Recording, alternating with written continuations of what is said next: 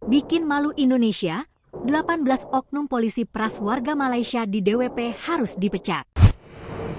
Kasus dugaan polisi memeras penonton Jakarta Warehouse Project, DWP, 2024 dinilai mencoreng nama Indonesia di kancah internasional.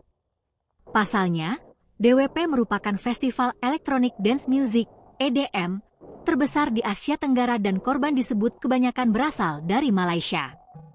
Pernyataan tersebut diucapkan pengamat kepolisian dari Institute for Security and Strategic Studies, ISES, Bambang Rukminto, saat dihubungi Kompas.com, Senin, 23 Desember 2024. Akibatnya, negara bisa merugi karena kehilangan kepercayaan dari negara tetangga.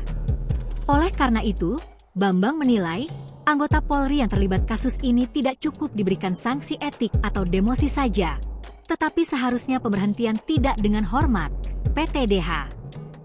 Sementara itu, Komisi Kepolisian Nasional, Kompolnas, mendorong Propam Polri menindak tegas 18 polisi yang diduga terlibat dalam aksi pemerasan terhadap penonton Jakarta Warehouse Project, DWP, 2024. Komisioner Kompolnas, Muhammad Haurul Anam, saat dihubungi Kompas.com, Senin, 23 Desember 2024, meminta Propam Polri menjelaskan ke publik duduk perkara kasus tersebut.